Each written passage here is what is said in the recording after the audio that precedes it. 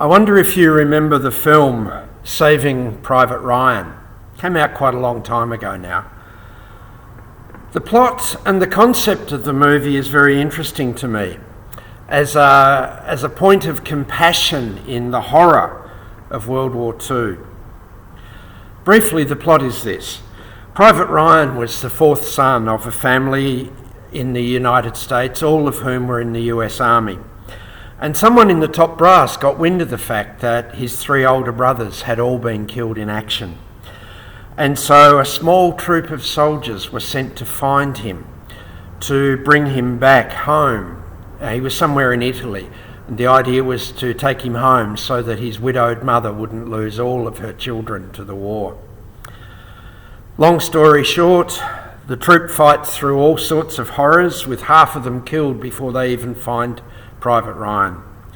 And he turns out to want to stay on and fight with his friends. But orders are orders, he has to go. Nearly everyone who hasn't already been killed is killed trying to get him out.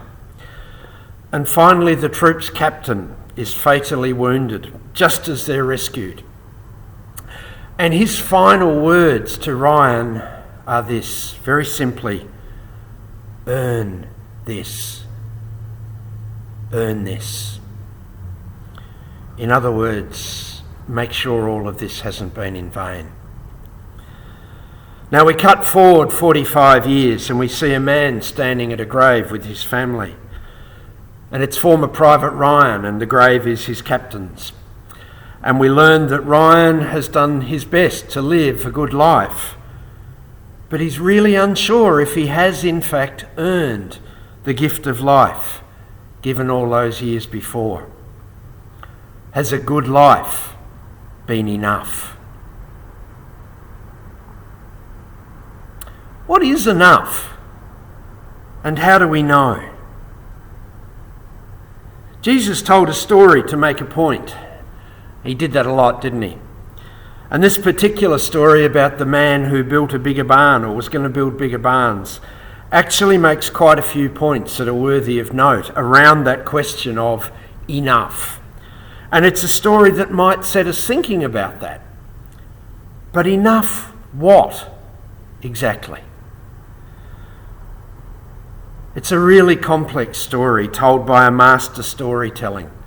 So I'd like us not to just imagine that there's just one explanation for it, or just one application, or a single response. I think it's much more interesting and even appropriate if we allow it to raise questions for us to wrestle with.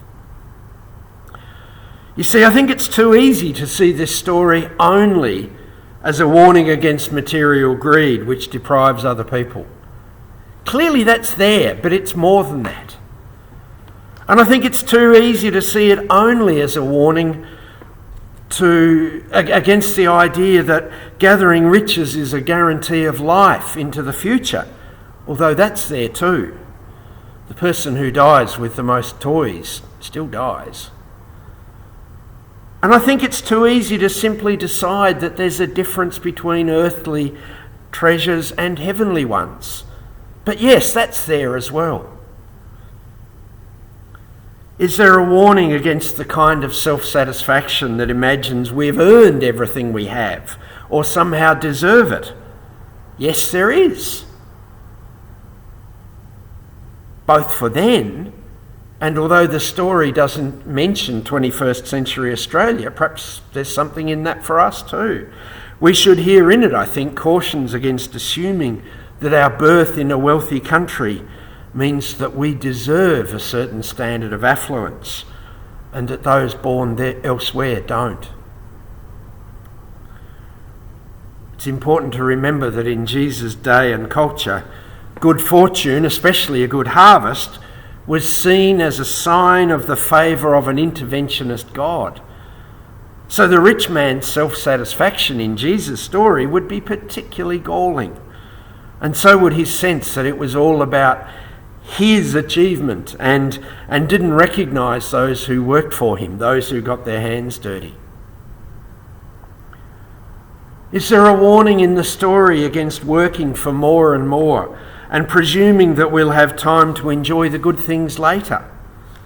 Yes, indeed, I think there are.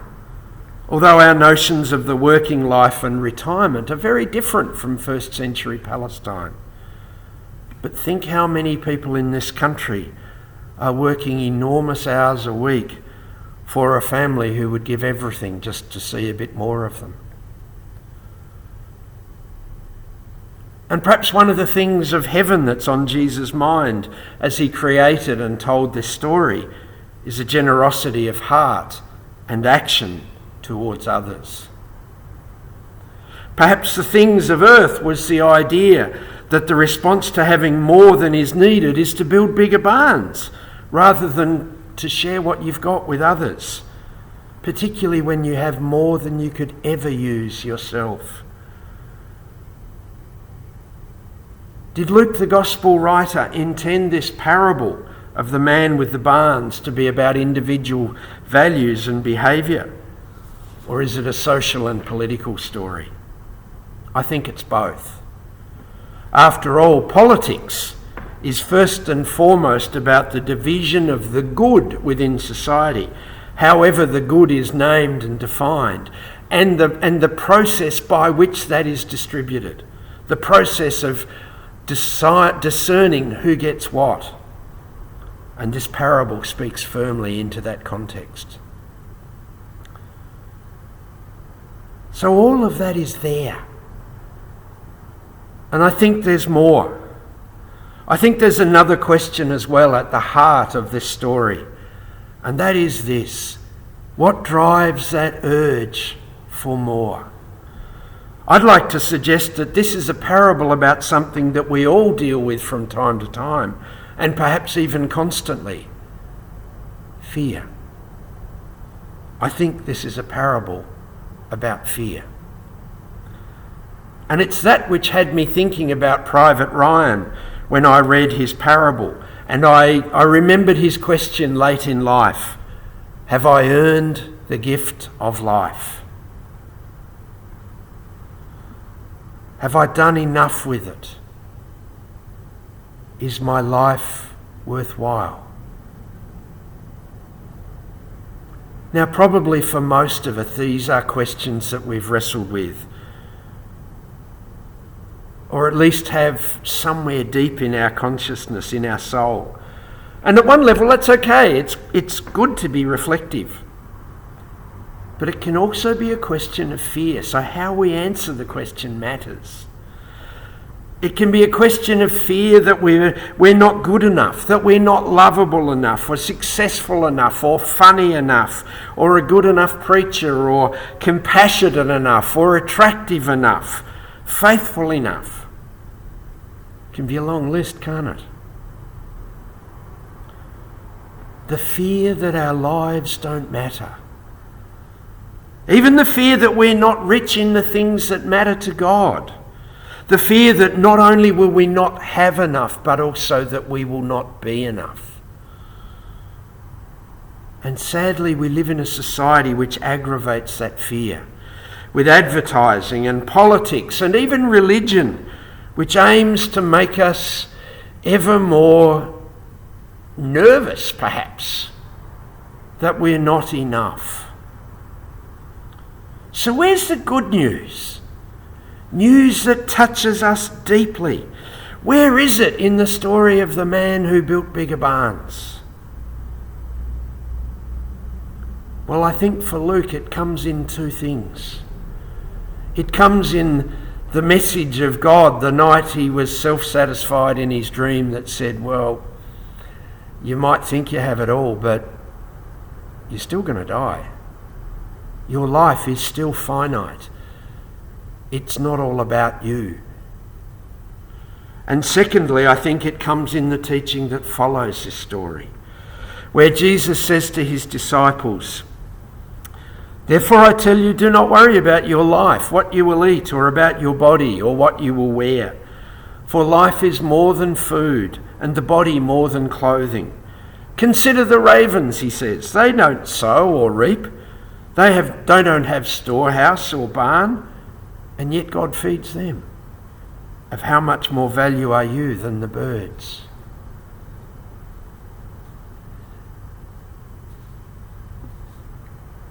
Now, if I'm honest, that sounds a little bit neat in some ways. It's truth. But I'd be wary of offering it to someone in the grip of fear, because I know pretty certainly how I would feel if I was telling someone about my concerns and my fears for life and that got read back to me. It holds truth, but not if we simply use it as a pastoral tool to make someone feel better. It holds truth when we've sat with the person long enough to earn the right to say it, like Jesus did.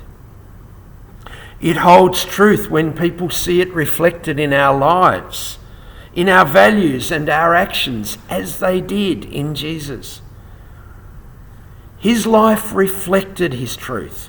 It wasn't a simplistic truth, but it was a truth nonetheless, that in God, he says, there is enough. Enough grace, enough courage, enough purpose, enough hope, enough love. Another long list. In God, he says, there is enough and more. Enough to share even. And that's why we also heard the story earlier in the gospel of when Jesus fed thousands of people.